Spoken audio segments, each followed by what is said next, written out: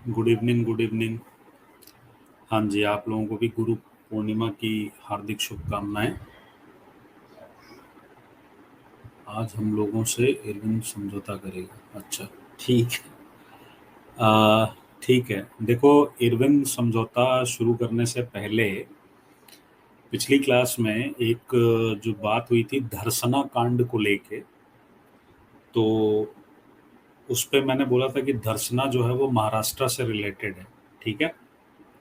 तो आप में से कुछ बच्चों ने बोला था कि धर्सना जो जगह है वो गुजरात में है। तो मैंने कहा था कि नहीं, ये चीज़ महाराष्ट्र से रिलेटेड है। उसका रीज़न क्या है वो समझा देता हूँ, लेकिन फिर उसमें आपको एक सुधार करना होगा पिछली क्लास में, तो वो आप कर लीजिएगा। देखो, धर्सना जो नमक फैक्ट्री है ना, धर्सना सॉल्ट वर्क्स नाम की जो नमक फैक्ट्री है, वो वडाला में है, जो कि गुजरात में है। लेकिन उस समय क्या था कि गुजरात और बॉम्बे एक में था, बाद में अलग हुआ है ना, 1960 में अलग हुआ है ना जाके गुजरात और बॉम्बे। तो जब गांधी ने शुरू किया वहाँ से आंदोलन, दांडी से शुरू किया, और फिर सविनय अवज्ञा आंदोलन शुरू हुआ और सॉल्ट मार्च स्टार्ट हुआ, तो गांधी, अब्बास तैयब जी, कस्तूरबा गांधी, इन लोगों ने वडाला की उस धर्सना नमक फैक्ट्री पे सत्याग्रह करने का प्लान किया था, पर गांधी को पहले ही गिरफ्तार कर लिया गया। उसके बाद अब्बास तैयब जी ने उसका लीडरशिप संभाला, उन लोगों को भी गिरफ्तार कर लिया गया। अब बम्बई से ये 150 मील की दूरी पे था, तो महाराष्ट्र से जो लोग जाएंगे वहां पे, तो वो सरोजनी नायडू और बाकी लोग क्या करेंगे, वहां के लिए मार्च करेंगे। इसलिए जो महाराष्ट्र का केंद्र माना जाता है सविनय अवज्ञा आंदोलन में नमक सत्याग्रह का, वो धर्सना को माना जाता है, जिसकी लाइव रिपोर्टिंग करेगा वेब मिलर। लेकिन अगर आपसे ये पूछे कि धर्सना कहाँ है या किस राज्य में है, तब फिर आपका जवाब होगा गुजरात में। या पूछ दे धर्सना नमक फैक्ट्री कहाँ है, तो फिर आंसर क्या होगा, गुजरात में। तो ये पिछली वाली क्लास में ये वाला आप लोग सुधार कर लीजिएगा, ठीक है, कि वडाला जगह है वहाँ पे। ये लास्ट क्लास है सर? नहीं नहीं नहीं, लास्ट नहीं है, आज पार्ट 14 है। और ये सुनिए शिवशंकर कुमार जी, ये जो क्लास है ना, ये एक क्लास ना आगे की तरफ चल रही थी। आपको याद होगा शुरू में मैं थर्सडे, फ्राइडे, सैटरडे क्लास ले रहा था, तो बीच में एक वेंसडे भी मेरी क्लास लगा दी गई थी, पर मेरी उस दिन वाईटी पे क्लास थी। तो वो क्लास यहाँ से हटी, लेकिन वो नंबर नहीं हटा, इसलिए आपको क्लास जो है वो आगे की तरफ दिख रही है। अगर आप अभी देख रहे होंगे अपने स्क्रीन पे, तो पार्ट 14 लिख के आ रहा होगा, मैंने अपडेट कर दिया था।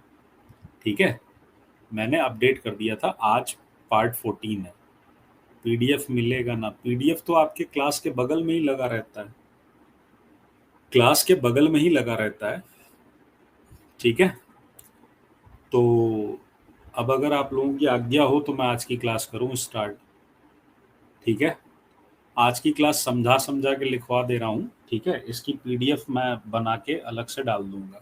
ठीक है, एग्जाम होगा या नहीं होगा? होगा, बिल्कुल होगा, क्यों नहीं होगा। धर्सना गुजरात होगा। हाँ, अगर धर्सना पूछ देते कहाँ किस राज्य में है, तो फिर वर्तमान में वो गुजरात में। ठीक है, धर्सना सॉल्ट फैक्ट्री। और टेलीग्राम का लिंक है, बिल्कुल है, एसएसटी बाई सनी सर के नाम से आप सर्च करिएगा टेलीग्राम पे, वो मिल जाएगा आपको। सर आप कहाँ से हैं? मैं वाराणसी से बेटा। चलो, तो मैं ना अब जरा देखो, लिखना है तो जगह चाहिए, तो मैं इसको हटा रहा हूँ अपने आप को यहाँ से। ठीक है, हाँ हाँ, सभी लोगों को गुरु पूर्णिमा की शुभकामनाएं। तो ये मतलब स्क्रीन आपको नहीं दिखेगी। और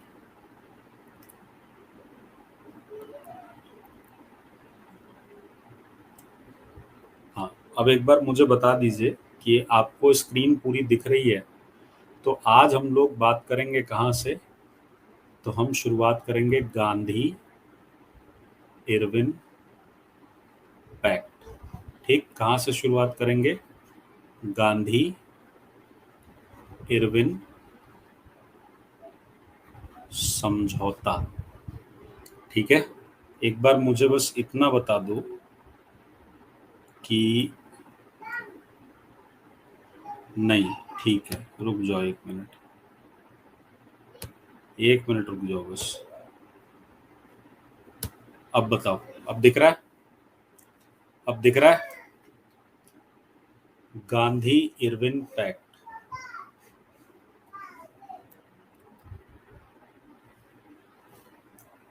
अब दिख रहा है? ठीक है, क्लियर है?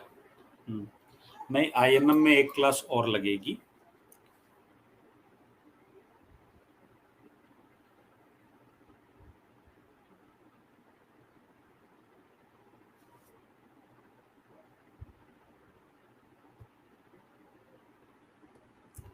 अब दिख रहा है? अरे मुझे नहीं देखना है, स्क्रीन दिख रही है कि नहीं?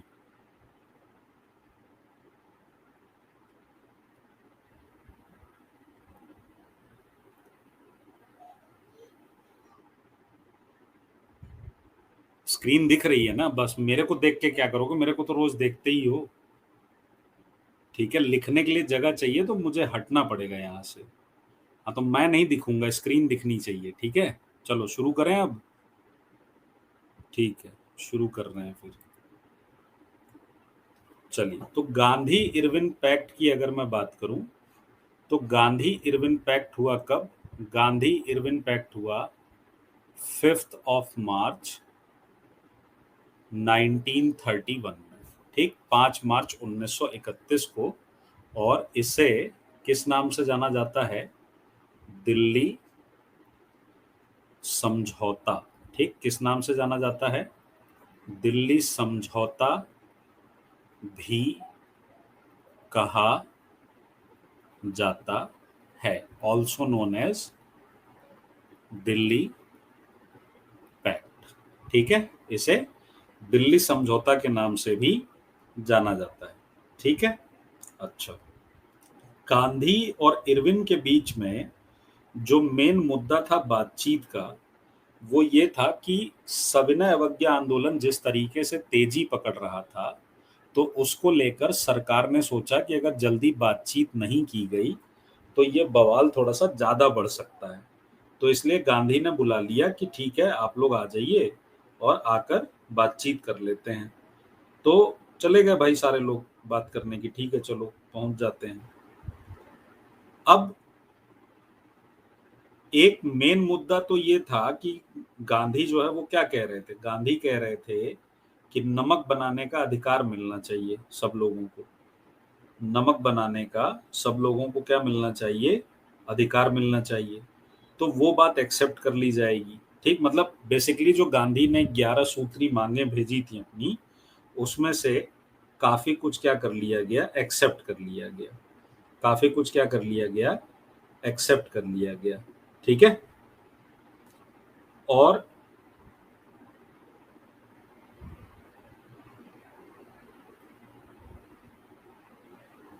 ठीक है, और इस समझौते में कांग्रेस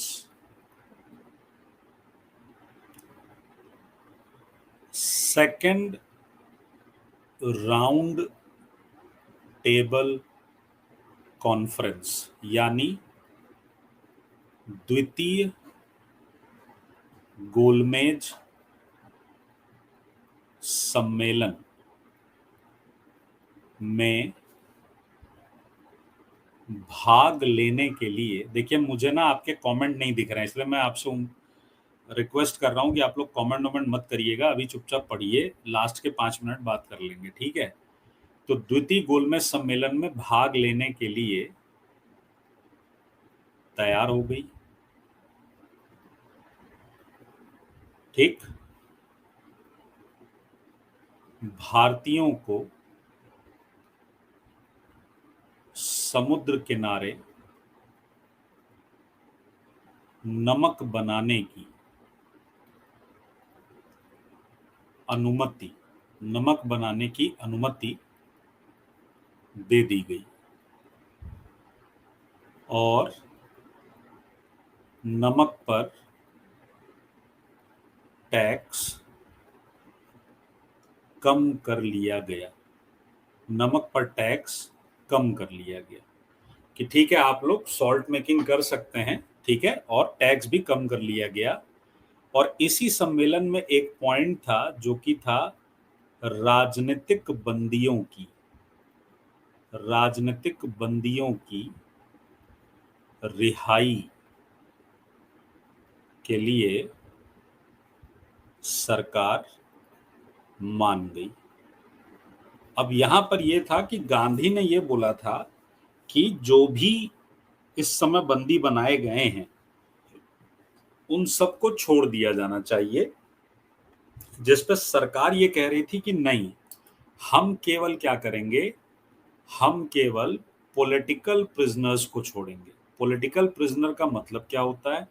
पॉलिटिकल प्रिजनर का मतलब होता है कि वो लोग जिन्हें किन्हीं आंदोलन के दौरान, मतलब जिन पर किसी इलीगल एक्टिविटी की कोई धारा नहीं लगी है, जिन लोगों को किसी आंदोलन के दौरान गिरफ्तार किया गया है, उन पर किसी इलीगल एक्टिविटी की कोई धारा नहीं लगी है। और भगत सिंह पे तब तक मुकदमा चेंज हो चुका था, उनको गिरफ्तार किया गया था भगत सिंह को कौन से मुकदमे में? बताओ, भगत सिंह की गिरफ्तारी किस मुकदमे में हुई थी? बताओ, भगत सिंह की गिरफ्तारी जो है वो कौन से मुकदमे में हुई थी? बताओ जरा कमेंट करके।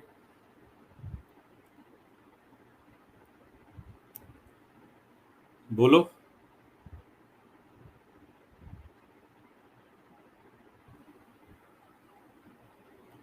अब देखो गलत हो गया ना, तमन्ना, विशाल, विनीता, आप सब लोगों के जवाब गलत हैं। जितने लोग सैंडर्स बोल रहे हो सारे लोगों के जवाब गलत हैं। मैंने बोला था आपको कि यहां आप गलती करेंगे। भगत सिंह गिरफ्तार हुए थे असेंबली बम इंसिडेंट में। सैंडर्स हत्याकांड का मुकदमा उन पर बाद में दर्ज किया गया था, जब फणीश्वर नाथ घोष की क्या हुई थी, गवाही मिल गई थी। ठीक है, आई बात समझ में? तो भगत सिंह पे मुकदमा चेंज किया जाएगा और उन पे अब मर्डर केस चलाया जाएगा। भगत सिंह लोगों के जो वकील थे वो लगातार यही बात कह रहे थे कि असेंबली बम में कोई इस तरह का बम नहीं था जिससे लोगों को नुकसान पहुंचे।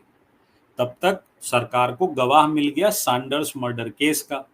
तो भगत सिंह, राजगुरु, सुखदेव और चंद्रशेखर आजाद, इन लोगों पे सैंडर्स मर्डर केस लगाया जाएगा, पर चंद्रशेखर आजाद बाहर थे तो उनका फिर रेकी करके क्या किया जाएगा, उनका इनकाउंटर करने की कोशिश की जाएगी। जब लास्ट गोली बचेगी वो खुद ही को मार लेंगे। और भगत सिंह लोगों पे मुकदमा चेंज करके क्या कर दिया गया, उन पे मुकदमा चेंज करके क्या कर दिया गया, उनको बोल दिया गया कि अब आप पे क्या होगा, सैंडर्स मर्डर केस कल से होगी शशि जी, कल से होगी। तो उन पर क्या किया गया, सैंडर्स मर्डर केस का मुकदमा दर्ज किया गया। इसीलिए गांधी जी भगत सिंह को नहीं बचा पाए। ठीक है, बहरहाल इस मुकदमे में गांधी जो है वो क्या करेंगे, रेडी हो जाएंगे कि ठीक है हम सारी चीजें क्या करेंगे, सारी चीजों के लिए गांधी रेडी हो जाएंगे कि हम आएंगे सेकेंड राउंड टेबल कॉन्फ्रेंस यानी द्वितीय गोलमेज सम्मेलन में। तो द्वितीय गोलमेज सम्मेलन जो है आपका वो कहाँ हो रहा था, लंदन में। ठीक, तो यहां पर नोट करके आप एक पॉइंट समझ लीजिए। ठीक है, नोट करके आप एक पॉइंट समझ लीजिए कि लंदन में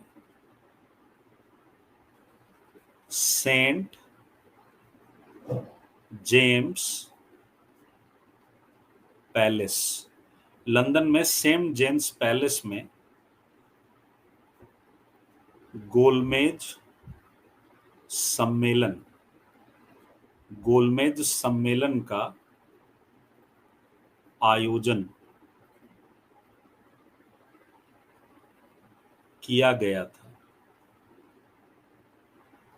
कुल 3 गोलमेज सम्मेलन हुए, गोलमेज सम्मेलन हुए। तो टोटल कितने हुए थे, 3 राउंड टेबल कॉन्फ्रेंस हुए थे। ठीक है, इसमें से पहला वाला जो हुआ था वो हुआ 1931 में। ठीक, सॉरी 1930 में, दूसरा वाला 31 में और तीसरा वाला 32 में। यानी 1930 से 1932 के बीच, 1930 से 1932 के बीच क्या हो गया, दो नहीं बल्कि कितने हो गए, 3 गोलमेज सम्मेलन हो गए। लेकिन इसमें से कांग्रेस ने केवल सेकंड में पार्टिसिपेट किया। ठीक, कांग्रेस ने केवल सेकंड में पार्टिसिपेट किया। तो कांग्रेस ने मात्र द्वितीय गोलमेज सम्मेलन में हिस्सा लिया था। गोलमेज सम्मेलन में हिस्सा लिया। Congress only participated in second round table conference, और इसमें कांग्रेस की ओर से महात्मा गांधी प्रतिनिधि बनकर गए थे।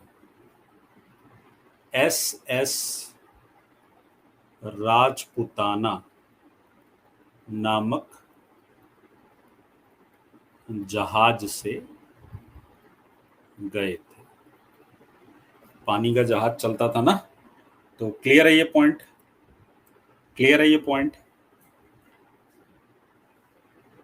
सर क्वेश्चन आंसर देंगे ना बेटा? क्वेश्चन आंसर में मैंने बोला है ना आपको वन लाइनर दूंगा, इसको खत्म हो जाने दीजिए, फिर वन लाइनर आपकी टाइप करवा के आप लोगों को हफ्ते भर के अंदर पकड़ा दूंगा। आज लास्ट क्लास INM का नहीं हो पाएगा लास्ट बेटा। लास्ट तब होता जब मैं संडे को लेता आपकी क्लास 2 घंटे की, लेकिन अनफॉर्चुनेटली संडे को मेरे बेटे की तबीयत खराब हो गई है, तो वो कल बेचारा पूरे दिन परेशान रहा है, और उसके साथ साथ हम लोग भी परेशान रहे। रात भर का सोया नहीं हूं मैं, बुखार हो रहा है उसको, तो कल इसलिए मैं ले नहीं पाया आपकी क्लास। ठीक है, तो गांधी जो है वो SS राजपूताना जहाज के नाम के जहाज से जाएंगे। ठीक है, और लंदन में वो किंग्सले हॉल में ठहरेंगे। ठीक है,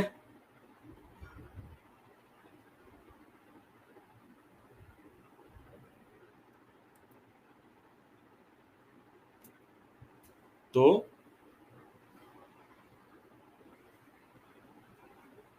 लंदन में गांधी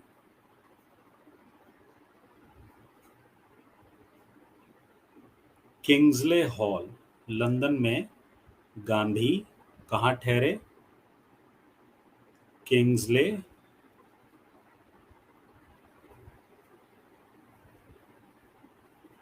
हॉल में ठहरे थे। ठीक है, तो राउंड टेबल कॉन्फ्रेंस में बात होगी। देखो राउंड टेबल का मतलब हो गया जिसमें सारे क्या होते हो, इक्वल। ठीक, घर में आपके अगर डाइनिंग टेबल होगा तो डाइनिंग टेबल क्या होता है, स्क्वायर टेबल होता है, यहाँ हेड बैठा होता है, फिर यहाँ बाकी के लोग बैठे होते हैं। ठीक है, 2 पार्टियां मेन होती हैं, ये लोग सब्सिडरी होते हैं।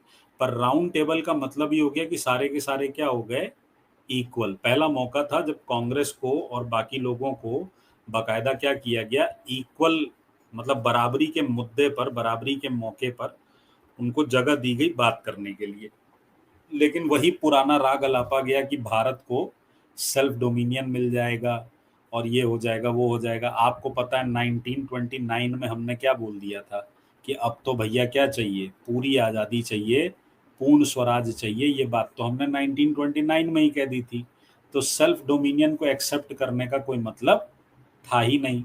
नतीजा होगा कि गोलमेज सम्मेलन असफल हो गया। गोलमेज सम्मेलन क्या हो गया, असफल, अनसक्सेसफुल हो गया। और गांधी वापस लौट कर आएंगे तो सेकंड राउंड टेबल कॉन्फ्रेंस शुरू होगा। गांधी भारत वापस आए और second civil disobedience movement, second civil disobedience movement यानी द्वितीय सविनय अवज्ञा आंदोलन, द्वितीय सविनय अवज्ञा आंदोलन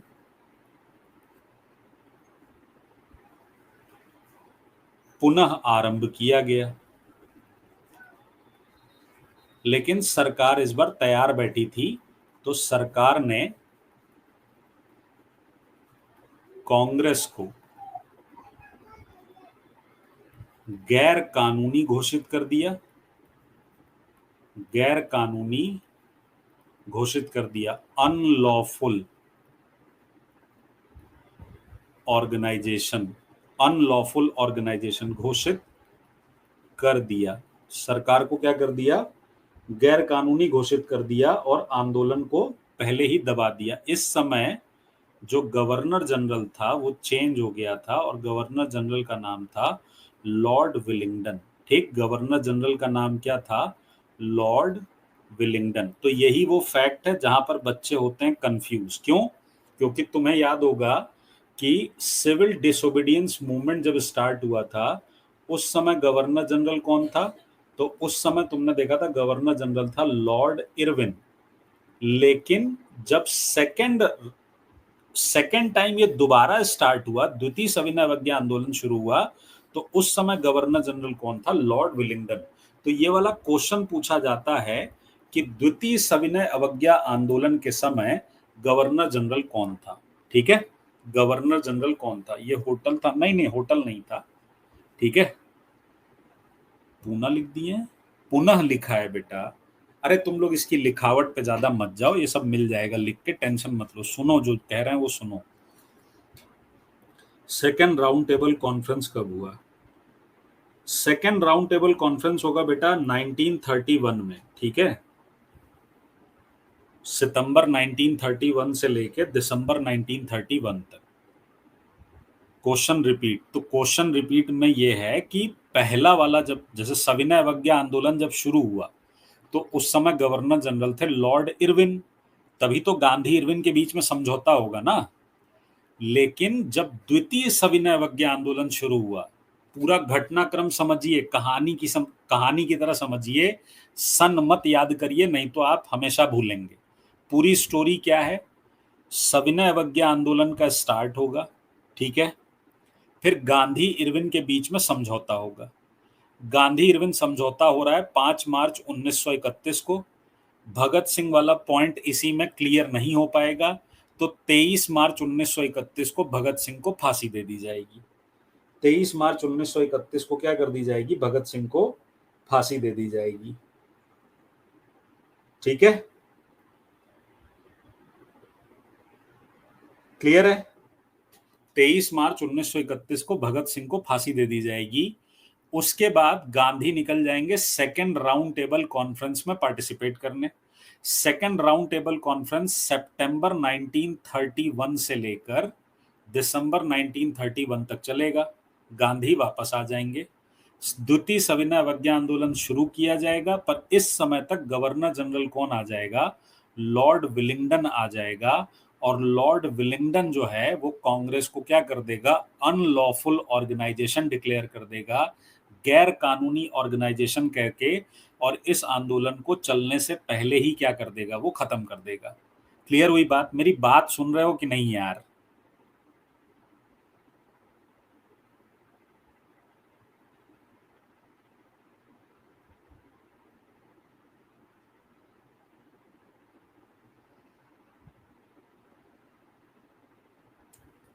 क्लियर हुई बात?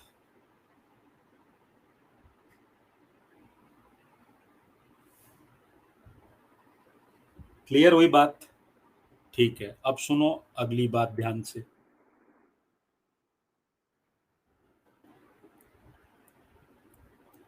ठीक, अब अगली बात सुनो ध्यान से, नोट करके 2-3 पॉइंट बता रहा हूं, बहुत ध्यान से सुनना, हमेशा यहां कंफ्यूजन होती है।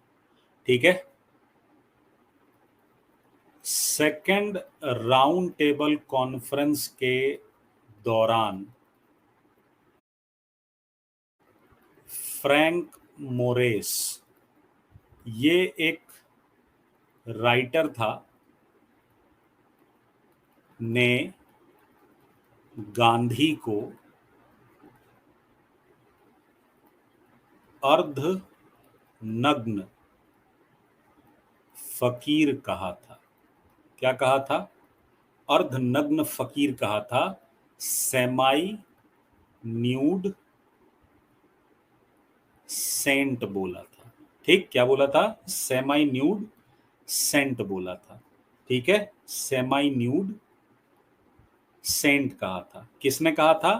फ्रैंक मोरेस ने। अब यहां पर अक्सर गलती होती है, यहीं पर मैं बता देता हूं, एक और वर्ड आता है, गांधी को देशद्रोही फकीर किसने कहा था? किसने कहा? तो इसका जवाब होगा विंस्टन चर्चिल। ठीक, क्या जवाब होगा? Winston Churchill. ठीक, गांधी को देशद्रोही फकीर किसने कहा? तो देशद्रोही फकीर किसने कहा था? विंस्टन चर्चिल ने। ठीक है, और अगर पूछा जाए अर्धनग्न फकीर किसने कहा, तो अर्धनग्न फकीर कहा फ्रैंक मोरेस ने। ठीक है, तो एक पॉइंट तो ये आता है। दूसरा पॉइंट, गांधी इरविन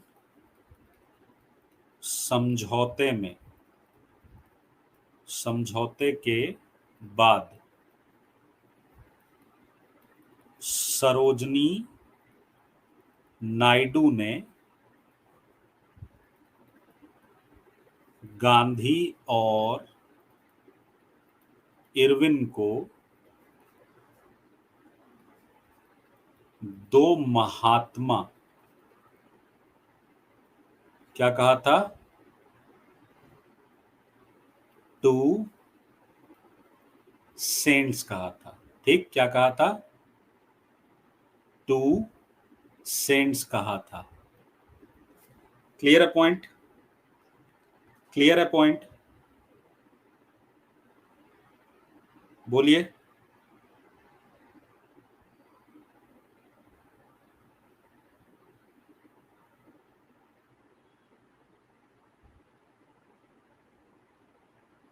बताइए, क्लियर है पॉइंट? ठीक है, तो अर्धनग्न फकीर फ्रैंक मोरेस और देशद्रोही फकीर 42 का जब मूवमेंट चलेगा तब बोला था कौन? Winston Churchill. ठीक है, अच्छा, दूसरी बात,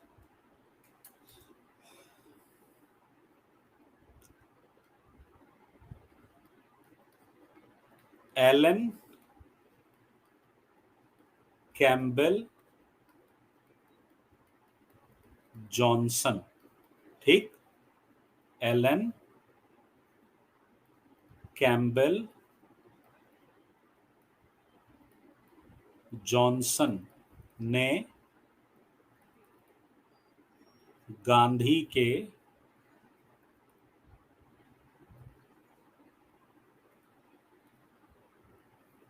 गांधी और इरविन समझौते में, गांधी इरविन समझौते को, गांधी इरविन समझौते को, गांधी इरविन पैक्ट को इन्होंने क्या बोला था? गांधी इरविन पैक्ट को सांत्वना पुरस्कार कहा था। क्या कहा था? सांत्वना पुरस्कार। ठीक, क्या कहा था? कॉन्सोलेशन प्राइज कहा था। ठीक है, अच्छा, भीमराव अंबेडकर ने तीनों गोलमेज सम्मेलन में हिस्सा लिया था। तो he participated in all 3 round table conference. B.R. Ambedkar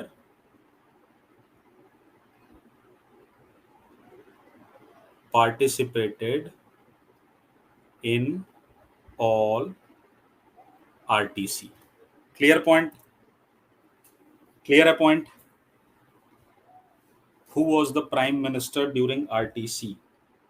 ठीक है, अच्छी बात है, आ रहे हैं, उस पे भी आ रहे हैं। क्लियर है? बोलिए।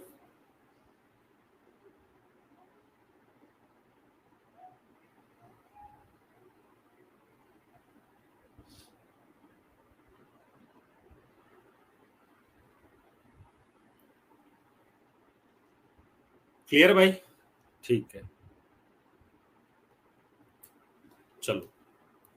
अच्छा, इसी बीच कराची अधिवेशन होगा। कराची अधिवेशन होगा 1931 में। ठीक है, कराची अधिवेशन होगा 1931 दिसंबर में। इसमें अध्यक्ष कौन थे? अध्यक्ष कौन थे? अध्यक्ष थे वल्लभ भाई पटेल। और इसमें क्या हुआ था? मौलिक अधिकारों का, मौलिक अधिकारों का प्रस्ताव पास हुआ था। प्रस्ताव पास हुआ था। ड्राफ्टिंग जवाहरलाल नेहरू ने की थी, ठीक है, लेकिन इसमें मौलिक अधिकारों का प्रस्ताव पास हुआ था। गांधी जी जब इसमें पार्टिसिपेट करने जा रहे थे तो उनको रास्ते में कई जगह यंगस्टर्स ने काले झंडे भी दिखाए, क्योंकि सबको ये लगता था कि गांधी भगत सिंह को बचाए नहीं। तो जैसे आप लोगों में से कई लोगों को लगता होगा, उनको भी लग रहा था, तो वो लोग उनको काले झंडे दिखाए। तो थोड़ा बुरा तो गांधी जी को भी लगा ही होगा। तो गांधी जी ने इसमें एक डायलॉग मार दिया। ठीक, तो क्या डायलॉग मारा था, वो क्वेश्चन आता है। इसी अधिवेशन में, इसी अधिवेशन में गांधी ने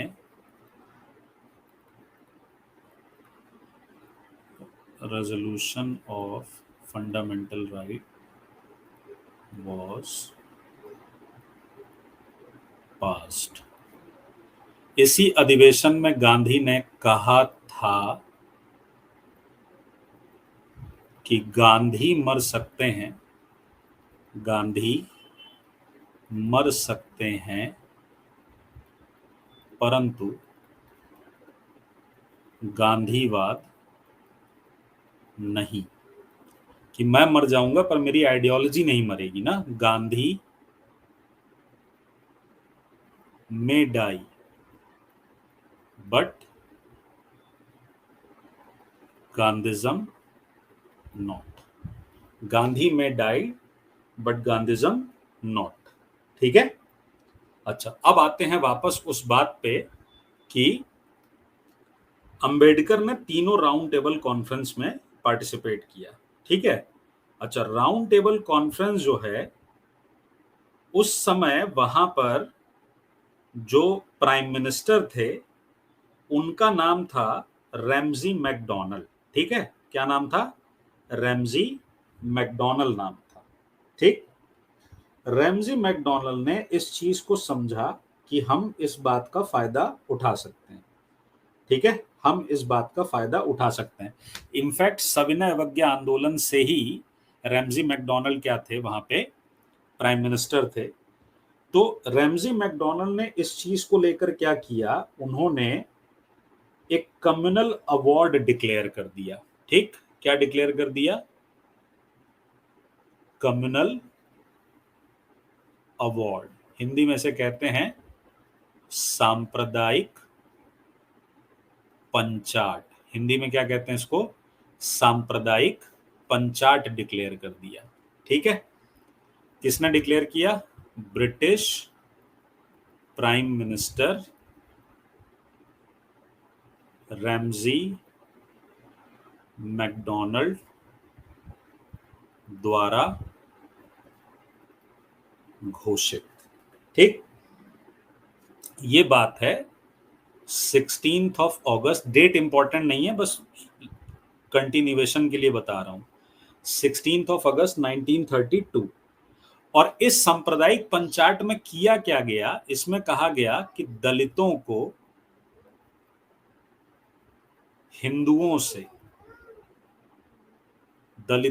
हिंदुओं से अलग करके उनको एक माइनॉरिटी बना दिया जाए, हिंदुओं से अलग कर उन्हें अल्पसंख्यक जैसा दर्जा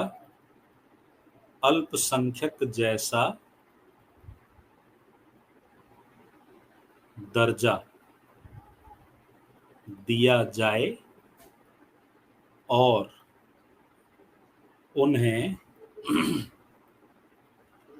पृथक निर्वाचन दिया जाए। मतलब दलितों को क्या किया जाए, दलित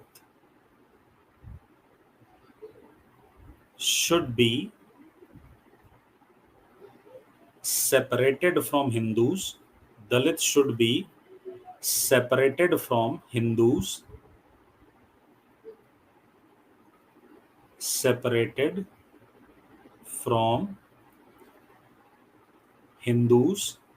And provided separate इलेक्टोरेट। अब आप सोचेंगे कि इससे क्या होगा। सेपरेट इलेक्टोरेट की एक स्टोरी ये थी कि पृथक निर्वाचक मंडल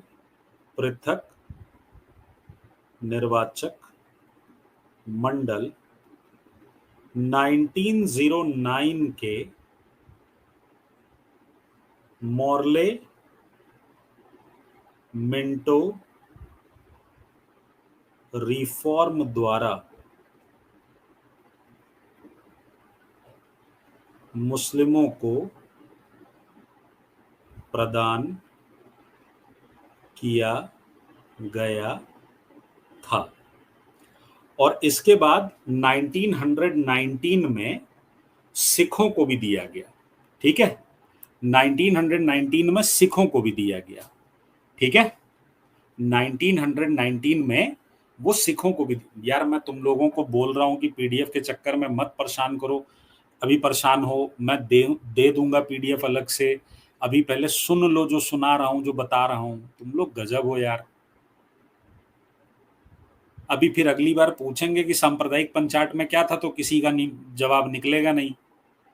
जब एक बार बोल दिया कि अभी यार पेन टैब पे पढ़ा रहा हूं तो उस पर नहीं अच्छा लिखाता है, दे दूंगा अलग से बना के, सुनते ही नहीं हो यार।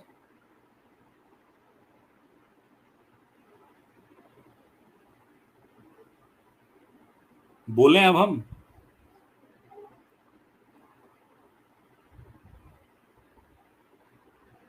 दिखाई नहीं दे रहा रंजना जी, सुनाई तो दे रहा होगा ना। नहीं दिखाई दे रहा, थोड़ा रेजोल्यूशन सही कर लीजिए।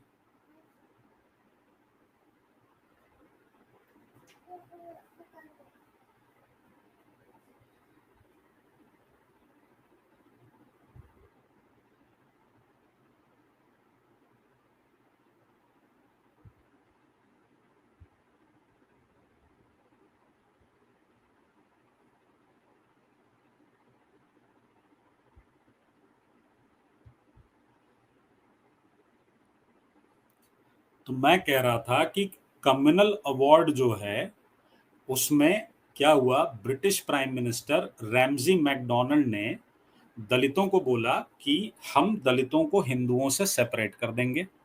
ठीक है, हम दलितों को हिंदुओं से क्या कर देंगे, सेपरेट कर देंगे। और हिंदुओं से सेपरेट करके उनको भी सेपरेट इलेक्टोरल दे देंगे। मतलब कि अगर दलित चुनाव में खड़े होंगे तो दलित ही उनको क्या करेंगे, वोट करके क्या करेंगे, चुनेंगे। जैसा ठीक ऐसा ही काम किया था मुस्लिमों के साथ 1909 में मॉर्ले मिंटो रिफॉर्म में। यही काम सिखों के साथ किया गया था 1919 में मॉन्टेग्यू चेम्सफोर्ड रिफॉर्म में। ठीक है, तो इसके पीछे जो सोच थी वो सोच ये थी कि सबको अलग अलग कर दिया जाए और आपस में इतना बांट दो कि ये लोग आपस में ही लड़ते रहें, वही पुरानी पॉलिसी, फूट डालो राज करो की नीति। ठीक है, अब हुआ ये कि कम्युनल अवार्ड के रिस्पॉन्स में, भाई दलितों के लिए तो ये बेहतर बात थी कि उनको अलग से क्या मिलेगा, निर्वाचन मिलेगा, उनकी बात सुनी जाएगी, उनके लिए सीटें भी क्या होंगी, बढ़ेंगी। तो भीमराव अंबेडकर दलितों के लिए काम कर ही रहे थे। तो फिर आप बताइए कि भीमराव अंबेडकर कम्युनल अवार्ड के फेवर में होंगे या अगेंस्ट में होंगे? फेवर में होंगे या अगेंस्ट में होंगे?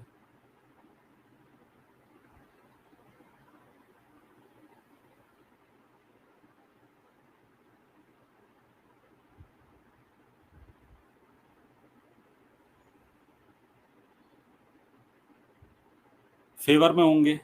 लेकिन 1909 में गांधी नहीं थे, अब गांधी हैं। गांधी समझ रहे हैं कि ये कम्युनल अवार्ड क्यों दिया जा रहा है।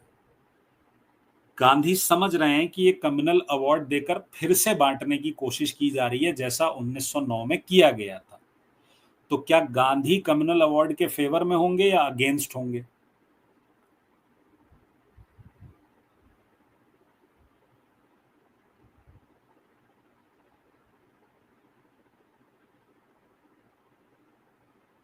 गांधी फेवर में होंगे या अगेंस्ट में होंगे? तो गांधी उसके अगेंस्ट में थे। अब तुम देखो, कम्युनल अवार्ड के मुद्दे पर अंबेडकर अलग विचारधारा में और गांधी अलग विचारधारा में, तो दोनों लोगों के बीच में ठन जाएगी कि नहीं ठन जाएगी? एक बोलेगा कि मेरे रहते रहते, मेरे जीते जी कम्युनल अवार्ड पास नहीं होगा, और दूसरा बोलेगा कि जब भी दलितों की बात आती है गांधी सिर्फ क्या करते हैं, क्षणिक भूत की तरह वो धूल उठाते हैं, स्तर नहीं उठाते। तो गांधी और अंबेडकर क्या हो जाएंगे, आमने सामने आ जाएंगे।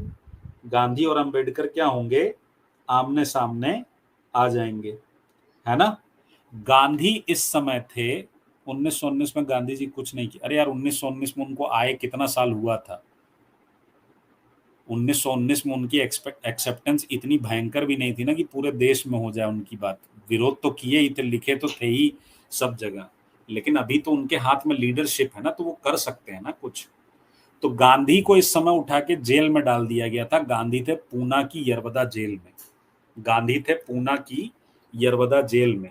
नतीजा होगा कि गांधी और अंबेडकर के बीच में एक पैक्ट होगा, जिसे हम क्या बोलते हैं, पूना पैक्ट बोलते हैं, पूना समझौता बोलते हैं। क्या बोलते हैं? पूना समझौता बोलते हैं, पूना पैक्ट बोलते हैं। गांधी और अंबेडकर के बीच क्या होता है?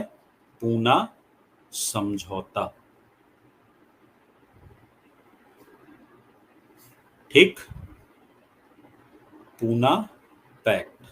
ठीक है, 26 सितंबर, 26 ऑफ सितंबर 1932। और इस वाले एक्ट में क्या होता है, इसमें मीडिएटर की भूमिका, मध्यस्थ की भूमिका, मीडिएटर की भूमिका जिन लोगों ने निभाई दोनों लोगों के बीच में, उसमें थे मदन मोहन मालवीय, मदन मोहन मालवीय, राजेंद्र प्रसाद, पुरुषोत्तम दास,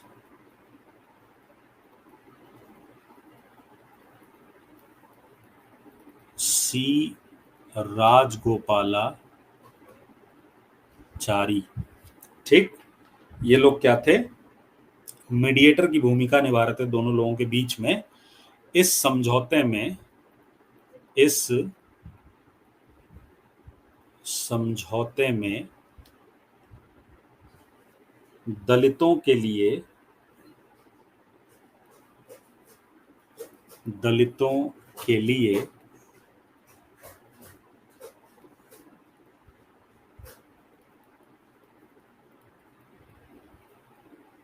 विधानमंडल में, लेजिस्लेटिव असेंबली में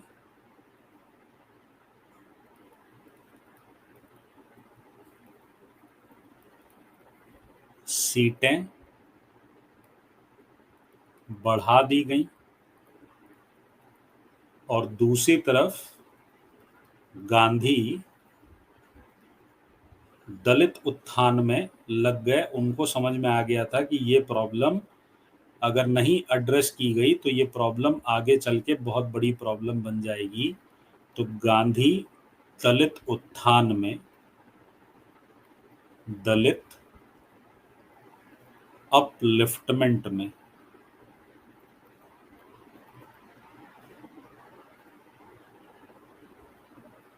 लग गए। गांधी ने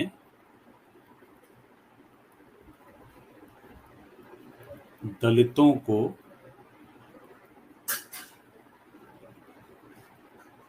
हरिजन का नाम दिया और अखिल भारतीय हरिजन संघ की अखिल भारतीय हरिजन संघ की स्थापना की। अखिल भारतीय हरिजन संघ की स्थापना की। तो उन्होंने क्या एस्टैब्लिश किया? Akhil Bharatiya Harijan Sangh, all India untouchability league भी बोलते हैं। ठीक, क्या बोलते हैं इसको? All India untouchability